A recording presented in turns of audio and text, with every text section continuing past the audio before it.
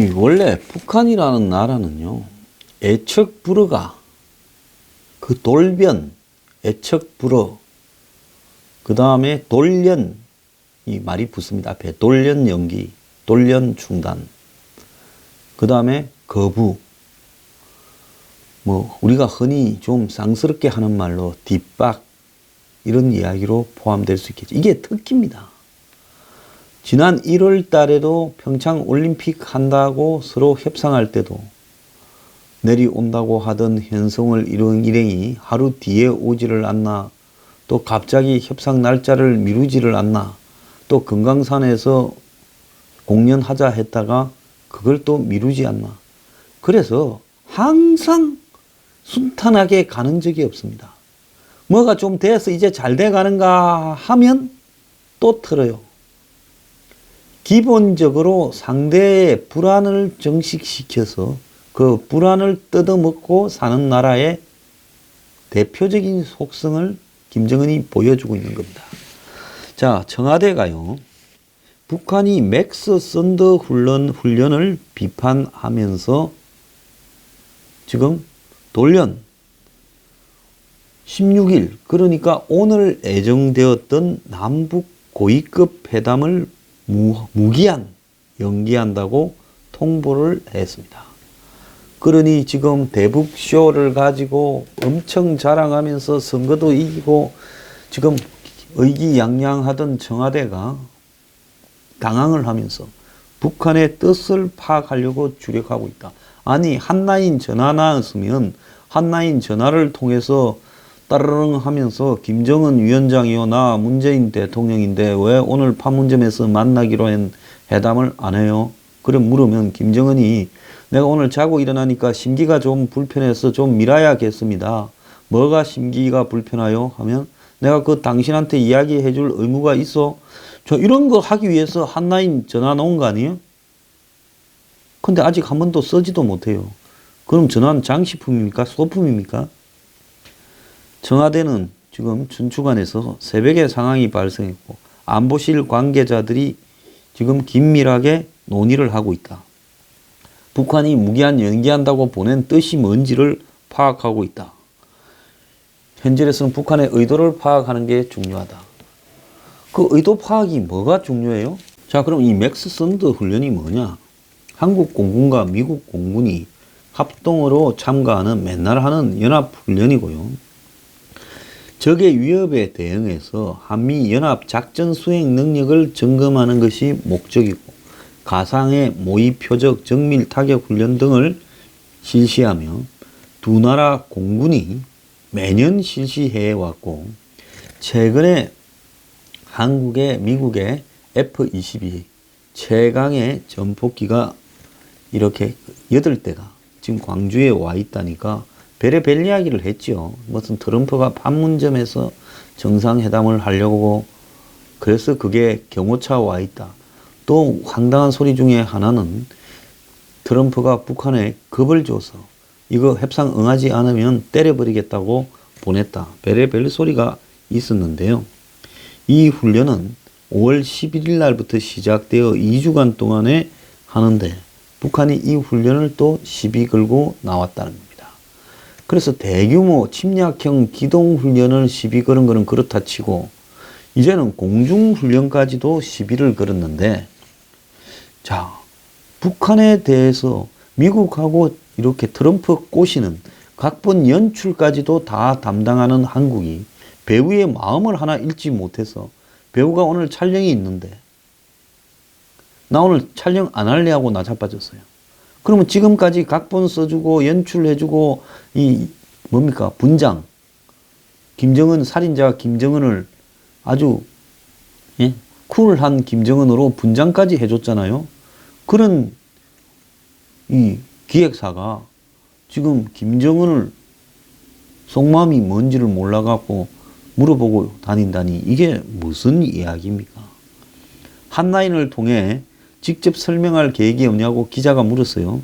그러니까 청와대가 현재까지는 없다고 일축했답니다. 기자들도 내가 볼 때 덩신이에요, 이놈들. 일축을 하면 지도 또 공격을 해야죠. 일축이라는 말이 한마디로 딱 잘랐다는 말이 일축 아닙니까? 그러면 한 라인 전화는 뭐 하려고 나왔어? 이럴 때도 안 쓰려면 이렇게 물어야 될 거 아니에요. 농담할 때 사용하느냐? 자, 북한이 판문점 선언을 거론해서 지적을 했는데 거기에 이제 한반도 비핵화 조항에 결국 제가 뭐라 했어요? 한미 훈련이나 전략자산. 지금 F-22도 전략자산이죠. B-1B 폭격기를 가지고 전략자산이다. 핵을 폭탄을 때린다 하지만은 사실상 F-22도 이게 전략자산입니다. F-22에 전술핵을 달아가지고 때릴 수 있어요. 그렇기 때문에 결국은 이 북한이 심사가 뭔가가 꼬였는지 아니면 성동격수로 다른 일에 지금 기분이 나빠졌는데 결국 만만한 한국한테 지금 투정을 부려가지고 그 일을 경고하는 거 아니냐. 내지는 미국하고의 일 때문에 한국에 저러는 거 아니냐. 지금 그렇게 비춰지는 측면이 있어요. 그리고 거절을 하려면 사람 잠이라도 좀 자게. 오늘 하는데 어제 밤도 아니고 오늘 새벽에 그렇게 하면 되겠어요? 보통 그래도 어제 공식 업무 시간 오후 6시 전에는 거절을 해야 예의가 있는 거죠. 예의도 없는 놈들이에요. 뭐 북한한테 예의를 논할 필요가 있겠습니까마는. 그러면 왜 새벽에 이런 식으로 오늘 너하고 안 만나 이렇게 보냈을까? 그러면 회담을 제안했다가 지금 연기를 하기까지 15시간 동안 무슨 일이 있었느냐는 겁니다. 저거가 내키면 하자 했다가 저거가 틀어지면 제껴버리고, 그러니까 지가 싼 똥을 지가 치우는 데는 아주 탁월한 능력이 있는 놈들이에요. 그래서 통지문에 연기 배경에 대한 이야기도 없었습니다. 다만 판문점 선언 이야기 정도를 거론을 했으니 결국은 맥스 썬더 훈련하고 또 태영호 공사의 출판 기념회 발언이 문제가 되지 않았을까. 그런데 태영호 출판 기념회는 14일이고 미국이 맥스 썬더를 한다고 이렇게 시작한 것은 11일이에요. 그러면 북한은 15일 날 회담을 하자고 자기들이 먼저 제안해 놓고는 16일 날 새벽에 이걸 안 한다고 했다면 이게 맞는 이야기냐? 이렇게 이야기가 될 수 있겠죠. 송영무 장관하고 이 브룩스 주한미군 사령관이 오늘 아침에 긴급 회동을 했는데요. 북한이 고위급 회담을 무기한으로 연기시키니까 이것이 마치 한미연합 공중군사훈련 때문에 그러는 거 아니냐 해서 모인 거라 이렇게 지금 해석이 되고 있습니다. 그래서 무슨 조선일보에서 주도하는 아시아 리더십 컨퍼런스 참가하려다가 송 장관이 급속히 만나러 왔다는데요. 국방부는 맥스 썬더 훈련이 연례적이고 방어적 훈련이다라는 이야기만 하고 있고 청와대의 핵심 관계자는 새벽에 상황이 발생해 논의 중이다라고만 하고 있습니다. 자, 그런데 이 훈련에 온 미국의 전략자산이라는 것은 F-22 8대예요. 이 훈련은 한국이 한번 주도하고 미국이 한번 주도하면서 하고 있는데 올해는 한국이 주도하는 타이밍이라는 겁니다. 근데 F-22 8대가 이렇게 많이 한반도에 온 거는 이번이 처음이죠. 다만 북한이 하도 시비를 걸어서 그런지 북한 눈치 본다고 괌 기지에 썼던 전략 폭격기, 이건 전략 자산이죠. 핵 전략이죠. B-52는 한반도에 착륙하지도 않고 훈련에만 참가하는데 오늘 비가 와서 어젯밤부터 아예 뜨지도 않았다고 합니다. 자, F-22가 좀 많기는 하지만은 F-22가 한국에 온 지는 지금 한 5, 6일 되지 않았어요? 그렇게 됐는데 이것 때문에 북한이 그런 거라고는 보지 않는다는 거죠. 그러면 태영호가 북한이 비핵화를 하지 않는다 하고 또 김정은의 행태를 비판한 출판 기점에 때문에 그러는 거냐. 이렇게 지금 볼 수 있겠지만은 이게 과연 이것 때문에 지금 고위급 회담을 한다 하다가 제꼈겠는가. 그것도 아니라는 거죠. 자, 14일 날 아침에 태영호 발언이 다 언론에 나갔고 제가 어제도 소개를 했습니다. 그런데 북한이 그 하루 지나서 고위급 회담을 제안해 놓고는 그걸 가지고 이미 태영호가 뭔 말 했는지 알면서 제안해 놓고 뒤늦게 태영호 발언을 가지고 그랬을 리는 없겠지요. 자, 진짜 이유는 미국 때문에 그랬다는 겁니다. 자, 미국이 그러면 뭘 어떻게 해서 그러느냐라는 문제가 나올 수 있는데요. 최근에 볼턴이 북핵을 다 밖으로 반출해서 미국 테네시주 오크리지에 있는 핵 창고에 갖다 넣어야 된다라고 이야기한 게 기분이 나빴을 수 있다는 거죠. 미국이 이 공군이 14일 새벽 미국 시간으로, 그러니까 한국 시간으로는 15일이라 봐야 되겠죠. 북한 전역을 타격할 수 있는 ICBM 미니트맨 3를 전격 시험 발사를 했습니다. 캘리포니아에 있는 반덴버그 기지에서 핵탄두가 제거된 미니트맨 3를 이 ICBM을 발사를 했다는 거예요. 6,700km를 날아가서 태평양의 마샬 군도 이 옆에 있는 환초 섬에 떨어졌다고 합니다. 그래서 그 영상을 미국이 공개를 했는데요. 자, 미군은 시험 발사하자마자 이걸 공개했는데 이 미니트맨 3는 최대 사거리는 13,000km입니다. 그러니까 캘리포니아에서 쏘면 북한은 충분히 맞죠. 미국 캘리포니아에서 북한 평양까지 거리는 9,330km 정도 된다. 이렇게 이야기가 있습니다. 그래서 미국 어디에서 쏴도 30분 이내에 북한에 이렇게 닿는데 이것이 미국이 흔히 말하는 핵우산으로 한국을 보호해 주겠다라는 그런 전략 자산입니다. 자, 그래서 미국이 미북 회담을 앞두고 미국 국방부가 왜 이걸 쐈을까? 상식적으로는 정례적으로 쏘는 거니까 큰 의미를 둘 필요가 없다. 그런데 그런 게 아니죠. 전략적 타이밍으로 이렇게 했을 거라는 겁니다. 볼턴이 모든 북한의 핵무기를 해체해서 미국으로 이렇게 와야 된다라고 말할 시점에 미국이 북한까지 날아가는 ICBM을 쐈습니다. 자, 미국의 트럼프가 김정은과는 대략 지금 합의할 수준을 정해놨다. 이런 부분에는 크게 변함이 없습니다.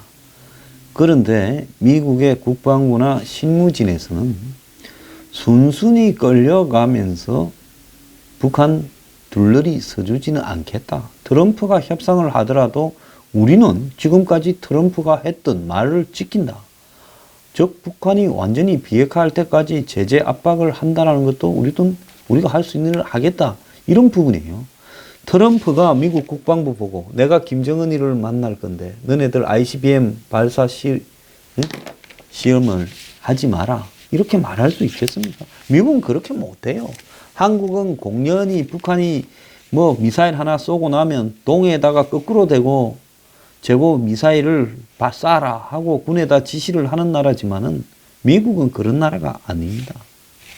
지금 막 들어온 이야기를 보면 김정은이 오늘 아침에 이 남북 고위급 회담을 제낀 이야기는 그 미국을 보라고 하는 건데요. 문재인 대통령 네가 너무 설친다. 쇼의 주인공은 내다. 그러니까 한국이 오버하지 말아라는 일종의 경고죠. 한국을 보고는. 왜? 남북 고위급 회담을 제꼈으니까. 당신 좀 차분해. 내가 주인공이야. 주인공이 빛나야지 매니저가 설치면 되나. 매니저가 더 인기가 있으면 되겠어요? 이런 식으로 이야기하는 겁니다. 두 번째로는 미국에 대해서는 이제 미리 지가 지금 미국에 주장해온 조건을 다시 상기시키는 거예요. 내가 한 한반도 비핵화는 F-22나 B-1B 같은 전략 자산이 한반도에서는 나타나서는 안 된다라는 거다. 그런데 왜 너네 F-22가 지금 8대나 와서 날아다니느냐. 그러면서 미국은 앞으로 이런 문제들을 나하고 이야기를 해라. 그동안 매니저가 왔다 갔다 심부름했다고 매니저하고 너무 이야기하지 마라. 이런 이야기를 지금 보여주기 위해서 오늘 제낀 거다. 이렇게 해석을 해야 되는 겁니다. 자, 지금 오늘 아침 동아일보에 봐도 지금 비핵화의 방법을 놓고도 미 북 간에 신경전이 많이 벌어지고 있다. 미국은 전문가 검증을 거쳐야 된다 하고 김정은이는 미국이 성전국 같은 태도를 보이는 것을 수용할 수 없다. 다롄에서 시진핑을 만났을 때도 김정은이가 투덜투덜 하면서 이 이야기를 했고, 그래서 그날 저녁에 시진핑이 트럼프하고 김정은이 만난 이야기를 할 때도 김정은이가 이런 소리를 하더라고 전달했다 합니다. 자, 어쨌거나 이 북한이 풍계리 이제 핵실험장 폐기 시효를 하려 하면서 미국하고 소리가 좀 달라지고 있어요. 비핵화의 시작 단계에서부터 신경전이 벌어지고 있는 겁니다. 북한이 이 풍계리 핵실험장 폐기화에 대해서 자신들은 이걸 자신들이 핵을 포기할 의사가 있다라는 것을 보여주는 리트머스 시험지 역할을 하는 거다라고 쇼를 하고 있지만은 트럼프 행정부가 이런 부분을 무조건 인정을 하고 어깨를 따둑거리면서 돈을 갖다가 주려고 하는 이런 태도보다는 2차 대전 때 독일군을 항복을 받던 성전국 미국 같은 모습으로 지금 김정은을 대해서 받아들이기가 어렵다. 그래서 미국이 우리를 압박하면서 끌고 가려고는 하지 마라. 이런 이야기를 보여주는 겁니다. 자, 북한이 풍계리 핵실험장 폐기 시효를 한다면서 거기에 참여하기를 원하는 국제 이 핵사찰 기구의 전문가는 가겠다는데도 안 받아주고 숫자만 정해서 기자들만 오라는 겁니다. 주요 국가들이에요. 그래서 이와 관련해서 미국 백악관 관계자는 북한의 핵실험장 폐기 계획을 환영하지만은 국제 전문가들이 사찰하고 완전한 확인 절차를 거친 폐쇄가 북한의 비핵화의 절차다라고 이야기를 했답니다. 미국이 이 북한에 대해서 핵실험장 폐기 검증 요구를 꺼내든 것은 최근에 트럼프식의 완전한 비핵화에 대해서 미국 조야에서 만만찮은 의문들이 아주 활발히 제기되고 있습니다. 미 의회에서 대북 제재 해제의 키를 쥐고 있는 밥 코크 미 상원 외교위원장은 북한이 비핵화에 전념하지 않는다면 어떤 제재 완화도 받을 수 없을 거다라고 잘라 말했고요. 상원 외교위원회의 코리 가드너 동아시아 태평양 소위위원장도 북핵 위협 수준이 높은 만큼 제재 완화 조건도 엄격하게 해서 풀어줘야 된다. 이렇게 말을 하고 있고요. 그래서 지금 핵 폐기를 둘러싸고 구체적인 검증 이런 이야기들이 나오는 속에서 미 북 간에 6월 12일 전에 또 한 번 긴장이 고조되는 상황이 지금 벌어지고 있다는 겁니다. 북한 안에서도 이거 위험하니까 조심합시다라는 쪽이 있을 거고요. 미국에서도 또 지금 의회에서 군내에서 난립니다. 군이 F-22 8대 보낸 것도 일부러 보냈을 거고요.